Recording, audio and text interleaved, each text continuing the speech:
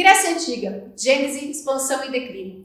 Te convido, querido aluno, nesse momento a conhecer a história da Grécia Antiga, que iniciou a sua formação a partir da miscigenação dos povos indo-europeus, ou arianos, aqueus, jônios, eólios, dórios.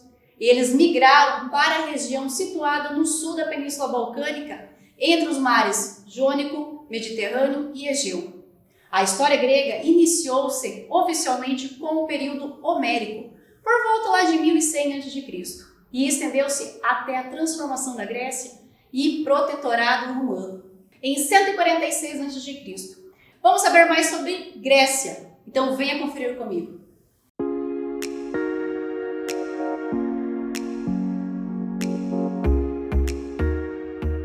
Salve, salve, meu querido aluno!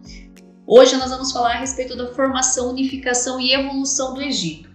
No entanto, antes de adentrarmos no assunto propriamente dito, eu vou fazer uma contextualização desse período, da formação do Império Egípcio, para que você tenha um conhecimento mais aprofundado sobre isso, ok? Então, para embasar você, para te deixar muito mais preparado a respeito desse assunto, além do material que você já possui e que você pode fazer as anotações, as complementações, ok?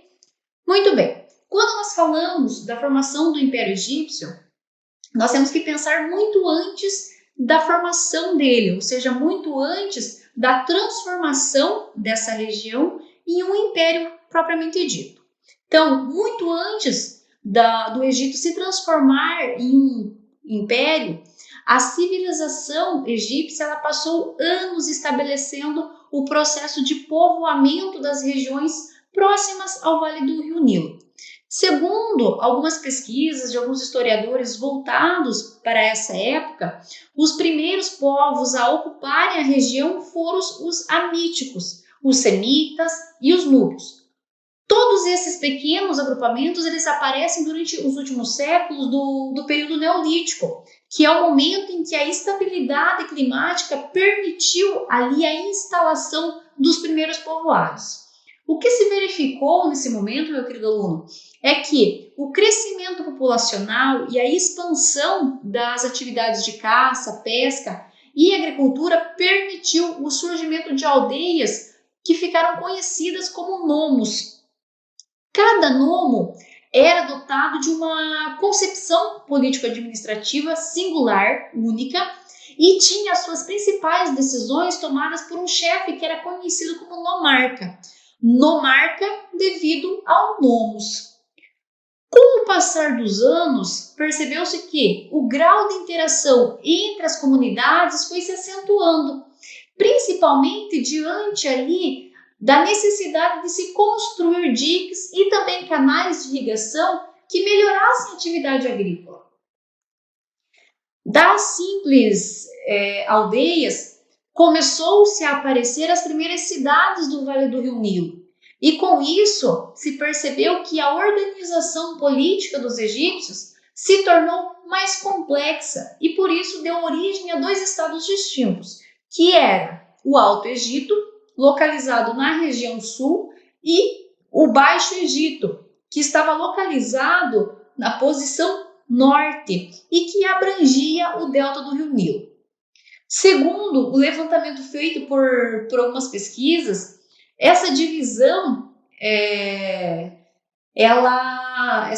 política era imposta por esses dois reinos, acabou vigorando entre os anos de 3.500 e 3.200 a.C. Lá por volta de 3.200 a.C., Menés, também conhecido pelos nomes de Mene, Narmer e Men, governante do Alto Egito, ele realizou o processo de unificação dos dois reinos formados ao longo do Rio Nilo. E por meio desta ação, se transformou no primeiro faraó da história egípcia. Anota aí, grifa para você não esquecer. Quem foi o primeiro faraó da história egípcia? Muito bem, Menés. Com esse novo título, o Menés acabou alcançando a condição de governante supremo de todo o Egito. e tinha poderes para intervir em questões administrativas, jurídicas, militares e também religiosas. Segundo a crença egípcia, o faraó era uma divindade encarnada, era descendente do deus Sol, Amon-Ra, e ao mesmo tempo era uma encarnação de Horus, o deus falcão. Assumindo ali uma natureza teocrática, o governo de Menes transformou os chefes dos 42 nomos em funcionários públicos subordinados ao Estado. E, além disso, as terras passaram a ser controladas por ele e a população foi obrigada a pagar impostos na forma de serviços e também de trabalhos compulsórios. Com isso, meu querido aluno, a história política do Egito Antigo viveu um novo momento estabelecido a partir da formação desse império.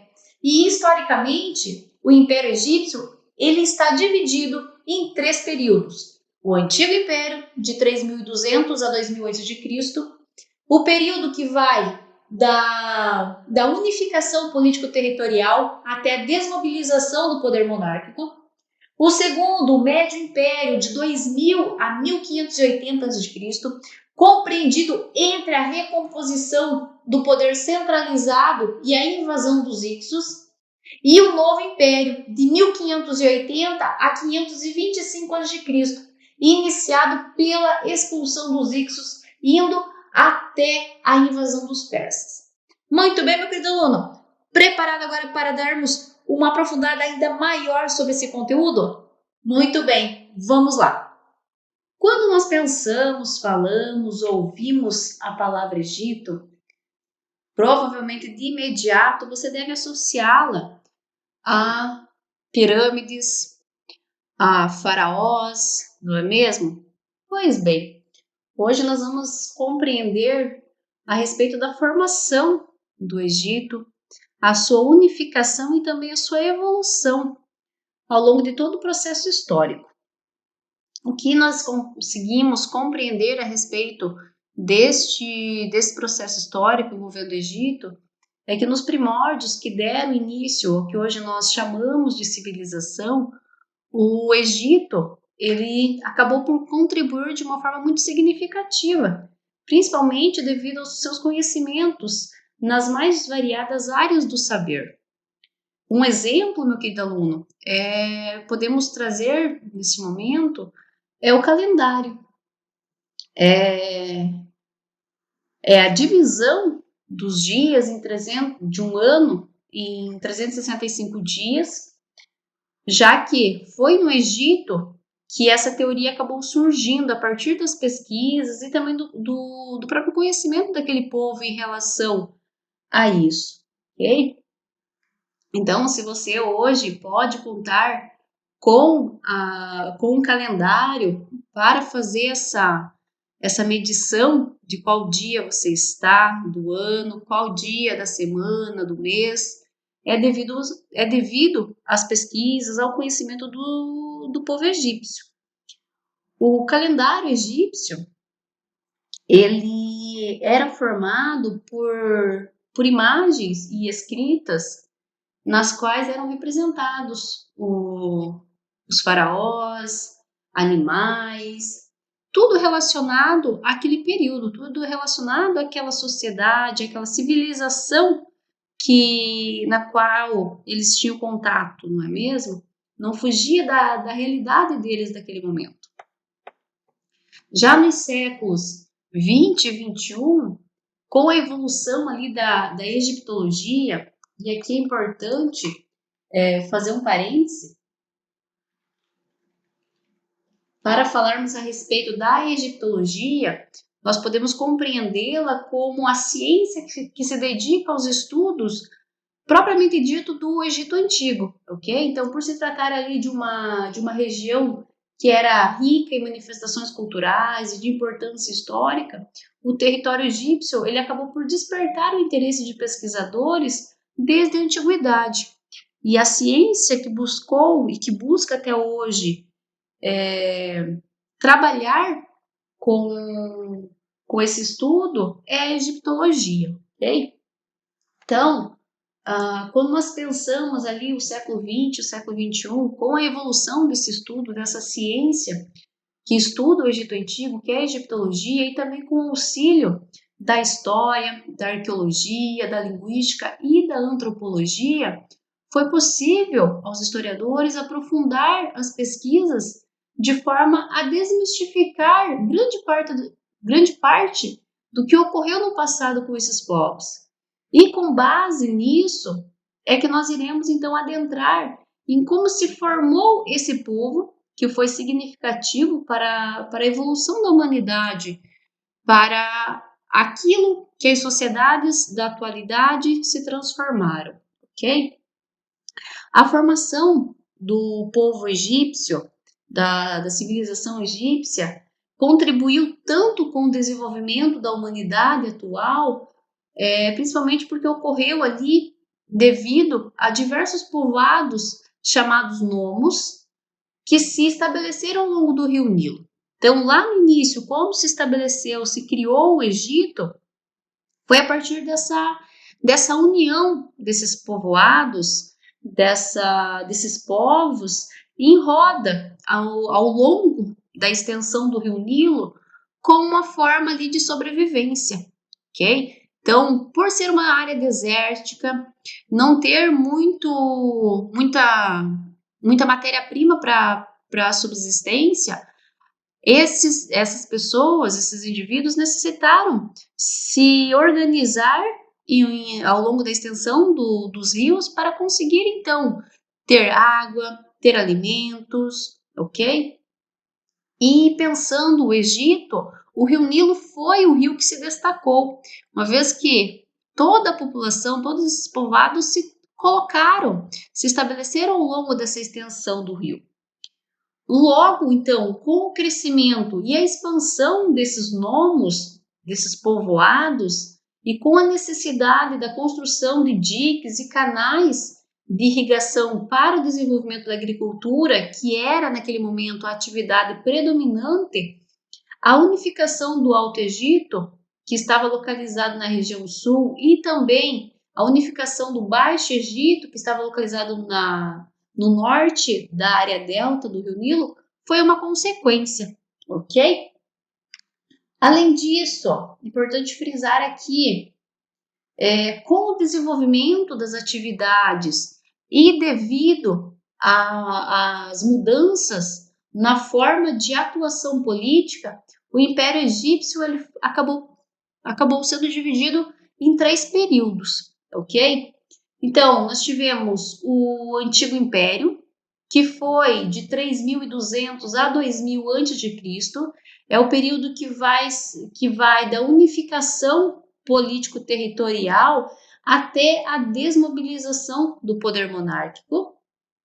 Nós tivemos, posteriormente, o Médio Império, que se estendeu de 2000 a 1580 a.C., que compreende entre a recomposição do poder centralizado e a invasão dos Ixos, ok? E o terceiro período é caracterizado como o Novo Império, que foi de 1580 a 525 a.C., se iniciou pela expulsão dos Ixos, indo até a invasão dos persas, ok?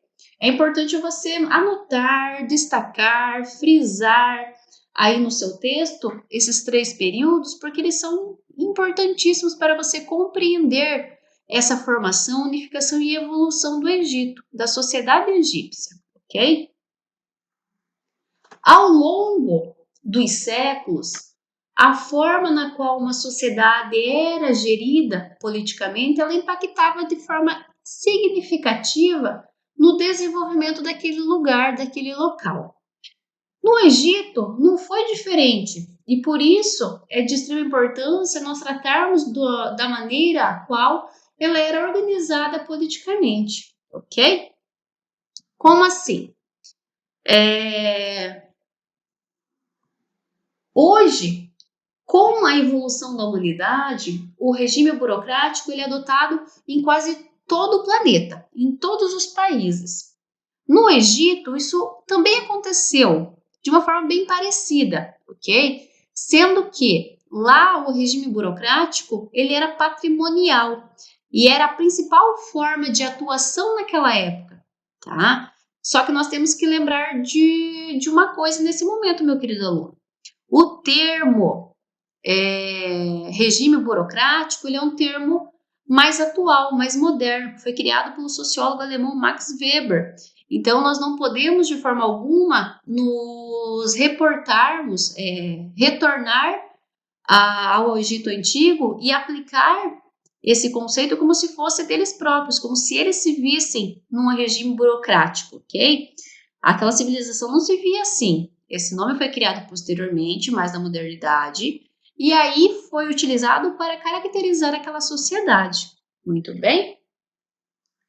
Essa forma de atuação, então, esse regime burocrático, se difere da burocracia moderna, pelo fato de que as regras gerais de desenvolvimento das atividades dos funcionários não estarem pautadas de uma forma física. Anota isso, destaca, frisa, porque é extremamente importante você saber, meu querido aluno. Mas sim ser um conteúdo abstrato, gerado, gerenciado pela administração local, baseado então na tradição e não em regras gerais juridicamente instituídas, ok? Também aqui é importante e possível afirmarmos que a burocracia patrimonial tem o patrimônio como o próprio nome sugere, como um elemento predominante para a escolha da autoridade. Isso mesmo. Então vamos lá. Chamando atenção novamente, faz um asterisco, grifa, destaca. É possível afirmarmos, quando nós pensamos a formação, unificação e evolução do Egito, que a burocracia patrimonial ela tem o patrimônio do indivíduo, como o próprio nome sugere, como o elemento predominante para a escolha da autoridade competente que irá gerir o Estado, ok? Ou seja, ela está pautada única e exclusivamente na tradição familiar daquele povo. Muito bem? Essa autoridade competente é o que nós conhecemos como faraó. É a pessoa, o indivíduo que passava a ser intitulado como faraó. Era essa pessoa que, a partir desse patrimônio que possuía, da sua família, da tradição familiar, conseguia adquirir esse título. Muito bem? O faraó centralizava todo o poder de decisão nas suas mãos, ok? Então, se em algum momento for questionado quem centralizava, nas mãos de quem estava centralizado todo o poder do Egito naquela época, era na mão do faraó, ok? Os estudos egiptológicos, eles mencionam, por sua vez, mais de uma teoria sobre o funcionamento do sistema administrativo no Egito Antigo. Então, eu vou trazer aqui, para conhecimento seu, duas teorias. Uma é do Asman. Ele diz que em suas teorias, ele diz que o Egito ele era dividido em duas esferas, representada pelo faraó e pelos súditos, ok? Então, havia os faraós, havia o faraó e havia os seus súditos. Já Christopher, na sua teoria, ele vai defender a tese de que havia a existência de entidades intermediárias do poder, ou seja, ele descentralizava o poder absoluto do faraó, ok? É possível, então, compreendermos que, segundo Christopher, o faraó era um líder absoluto no palácio, ok? No entanto, porém, existiam outras lideranças nas aldeias, nos povoados, a qual os súditos eram diretamente subordinados, ok? Então, ele vem de forma a descentralizar o poder absoluto do faraó. Ele vai trazer esses líderes, essas lideranças que estariam situadas dentro de cada um dos povoados que compunham a civilização egípcia. Muito bem? É possível nós compreendermos, então, que havia outras lideranças segundo o Christopher. Já na teoria de Asman, na qual ele fala ali a respeito da existência de duas esferas, essa teoria teve o seu ápice da ideologia faraônica no Reino Antigo, ou seja, ali em meados dos anos 2686 a 2160 a.C., que compreende mais ou menos da terceira à oitava dinastia, que é o momento marcado pela construção das grandes pirâmides sob o reinado de Quéops, Quéfren e Miquerinos, todos na quarta dinastia, ok? Então lembre-se, não esqueça disso. A teoria do Asman sobre as duas esferas, então o faraó e os súditos, ela teve o ápice dela da ideologia faraônica lá no Reino Antigo, que compreende os anos de 2686 a 2160 a.C. e que está dentro ali da terceira à oitava dinastia, tá? Marcando o momento da construção das três principais pirâmides do Egito, que foi no reinado de Quéops, de Quéfren e de Miquerinos, tá? Todos ali na quarta dinastia. Perfeito? Muito bem. Vamos dar sequência aqui, então, no nosso estudo a respeito da formação, unificação e evolução do Egito. A partir ali da sétima dinastia, percebeu-se, a partir das pesquisas dos historiadores, que houve uma modificação da estrutura que levou ao declínio do Reino Antigo, ok? Foi o momento em que os nomarcas, gente, meu querido aluno, não confunda monarca com nomarca, ok? No Egito Antigo, os governadores, os governantes, eles eram nomeados como nomarcas. Lembra lá no início da aula que eu falei que ao longo da extensão do Rio Nilo formaram-se aldeias, povoados, que eram chamados nomos? Muito bem, então nomarca, o governador dessas aldeias, eles, por serem surgidos, por serem ali da aldeia, eles recebiam esse nome de nomarcas, ok? Então, esse declínio do Reino Antigo, percebeu-se que começou no momento em que os nomarcas, que eram até então responsáveis pela fiscalização direta das províncias, das pequenas províncias que compunham o Egito, através da realização de expedições de tempos em tempos, a fim, com o objetivo final de fiscalizar o território egípcio, a mando do próprio faraó, eles passaram a ganhar espaço, passaram a ganhar autonomia, a ser independentes nas suas ações e foram se tornando, assim por dizer, pequenos reis nos territórios que governavam, ok? Então, houve ali uma descentralização do poder do faraó e a passagem de certo poder para os nomarcas. Muito bem? Isso aqui é importantíssimo também você deixar sublinhado para você não esquecer,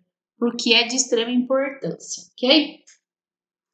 Dessa forma, temos a formação de pequenos estados no Egito, isso mesmo, os quais foram conquistando autonomia, independência e passaram a disputar até mesmo guerras de pequeno porte, demonstrando ali a independência diante do poder central que era exercido pelo faraó no momento, ok?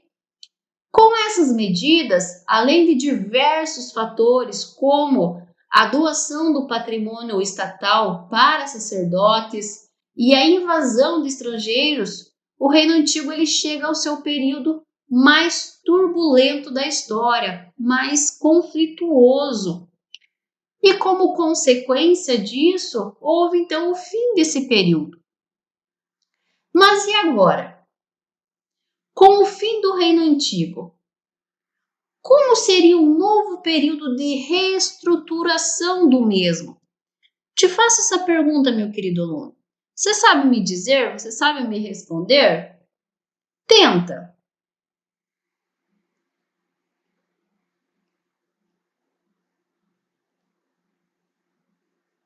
Pois bem, acredito que você tenha chego a uma resposta, não é mesmo?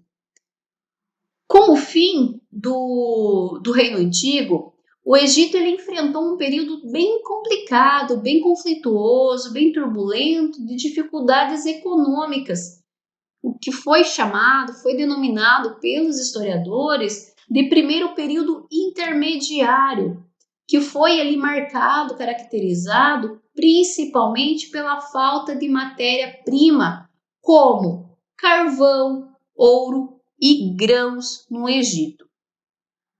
Diante da calamidade que já perdurava por anos, após inúmeras disputas entre governantes provenientes das cidades de Tebas e Heracleópolis pelo poder, o Tébano II ele vence os heracleopolitanos e retoma o poder e acaba por unificar novamente os territórios do norte e do sul, que até então estavam novamente separados politicamente. Com isso, se inicia o período do Reino Médio, ok?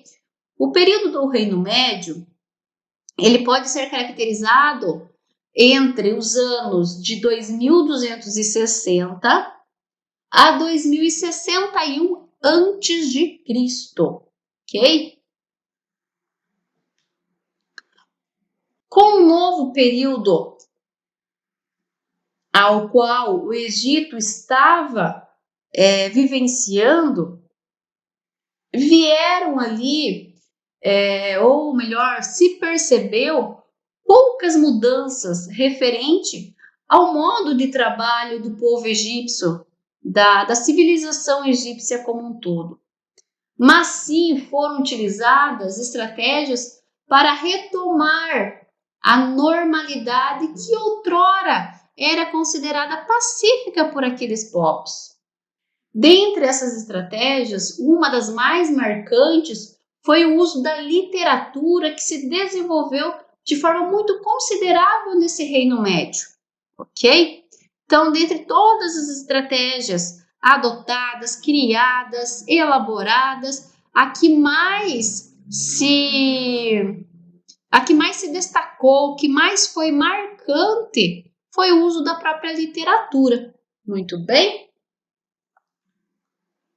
As obras literárias desse período foram marcadas pela ênfase do faraó ao legitimar a importância da monarquia como sendo essencial, importantíssima para o bem-estar do povo egípcio, como também a própria criação da imagem do faraó como uma espécie de salvador, o qual ali acaba por se opor ao passado tumultuado e também graças aos seus grandes feitos, que estaria recuperando a dignidade do povo egípcio. O Reino Médio, ele tem como características distintas do Reino Antigo, uma das mais relevantes, que foi o chamado de prescritivo. Meu querido aluno, você já ouviu falar do prescritivo? O que ele significa dentro dessa civilização, dessa sociedade antiga? Pois bem, o Estado prescritivo, ele tinha como objetivo naquele momento assegurar a centralização do poder e também reestruturar o território egípcio de um modo mais burocrático e também com o controle administrativo mais rígido sobre o povo. Na prática, podemos dizer, meu querido aluno, que essas ações se efetivaram pela cobrança rígida de impostos da população em forma de corvéia, tá? Que resumidamente nós podemos entender como sendo um trabalho compulsório prestado pelo povo egípcio. Junto a tudo isso, os nomarcas, eles foram se tornando cada vez mais independentes, sendo então, naquele momento, intitulados como prefeitos nas terras de sua responsabilidade, que agora já eram então consideradas cidades. Muito bem? Com a nova modalidade de autonomia designada aos nomarcas, vieram também as cobranças, uma vez que agora eles também eram responsáveis pela fidelização do seu povo com o faraó, e não mais apenas pela fiscalização dos povos e do território. Era também competência atribuir ao seu povo a realização de expedições para o faraó, além, é claro, de designar novos membros da comunidade para proteger as fronteiras do reinado. Ao longo de todo o tempo, também foram criados 2 escritórios, um ao norte e um ao sul. Esses escritórios, eles eram operados por funcionários hierarquicamente designados justamente para isso, para manter mais estrito o controle sobre os governantes das intituladas cidades. Ao final do Reino Médio, percebeu-se que iniciou uma nova fase temporal na história egípcia, uma nova fase da civilização egípcia, que foi caracterizado como o segundo período intermediário. Esse segundo período intermediário, ele foi marcado pela invasão Hicsa no Egito, o que trouxe novamente ao reino a turbulência, o conflito, o caos, que foi combatida com a expulsão dos Hicsos pelo faraó Amnose. Ou seja, percebemos que se inicia então o Reino Novo, que foi de 2601 a 1784 a.C. O Reino Novo, ele é um período mais bem documentado da história da civilização egípcia, meu querido aluno.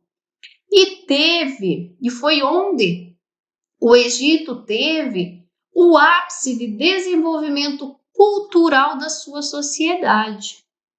Com o período de grandes conquistas, grandes nomes de faraós também foram escritos e são lembrados ainda na atualidade.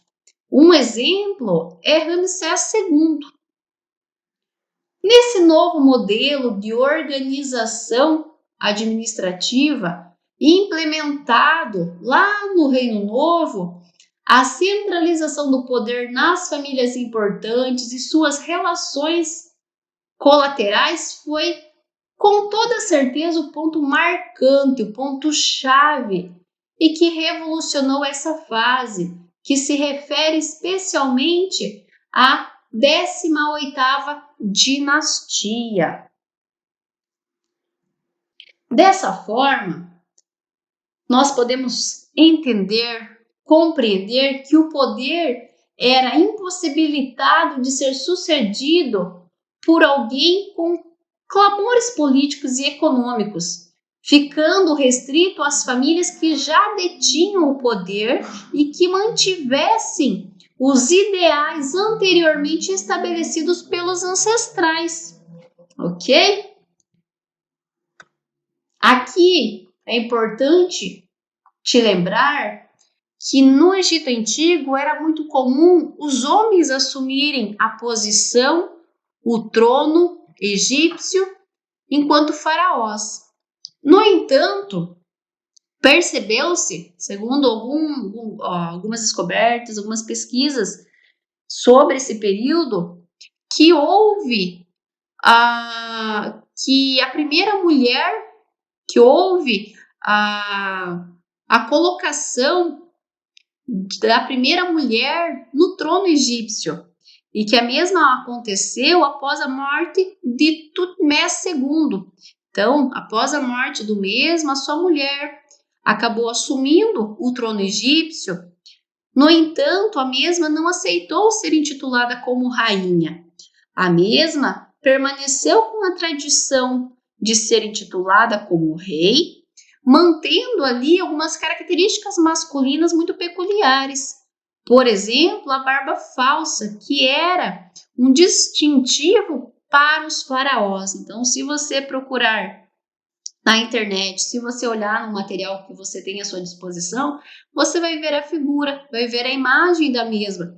E realmente, quando você faz a comparação com outros faraós, a mesma consegue sim se passar por uma figura, uma personagem masculina naquela imagem, ok? E o objetivo era exatamente esse, permanecer intitulada como rei e não como rainha, utilizando ali de alguns distintivos, né, de algumas ferramentas para passar essa imagem mesmo de homem. Um exemplo foi a barba falsa.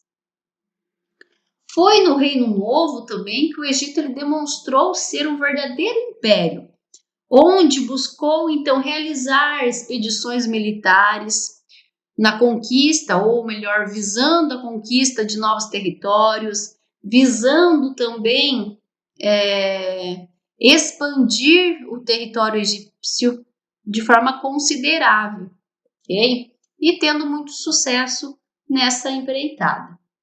Ainda na 18ª dinastia, nós tivemos uma revolução religiosa no reinado do faraó Amenhotep IV, o qual buscou banir todos os deuses do panteão, deixando apenas um, que era o Atum, ok? Então essa é mais uma curiosidade para que você lembre-se da importância que foi essa evolução, esses acontecimentos ao longo da história do Egito e que contribuíram para a sua unificação, sua formação, sua unificação e a sua evolução enquanto uma civilização do Oriente Antigo, ok?